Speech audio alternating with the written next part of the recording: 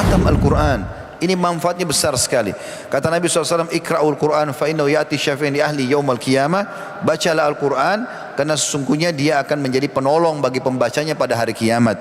Dalam hadis yang lain kata Nabi SAW, sesungguhnya Quran dan puasa itu akan menjadi penolong bagi pembaca, bagi pelakunya pada hari kiamat.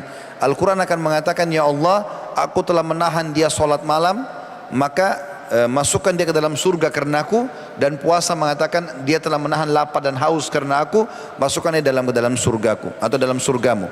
Jadi ini mutiara yang ketiga, membaca Al-Quran teman-teman. Baca Al-Quran dan usahakan anda membaca dengan tadabbur, ya, minimal 10 ayat per hari. Baca ayatnya, baca terjemahannya, supaya kita faham apa yang Allah pesankan kepada kita. Tidak bisa pahami agama ini kecuali dari Al-Quran. Bagi anda yang belum bisa baca Quran, maka bacalah Al-Quran, ya, bacalah Al-Quran. Dan ini penting sekali. Banyak orang subhanallah penampilannya luar biasa, sudah seperti orang yang sangat dekat sama Allah, tapi begitu dites Al-Qurannya nggak bisa baca. Ini kita sayangkan sekali. Itu nomor satu, baru yang lainnya.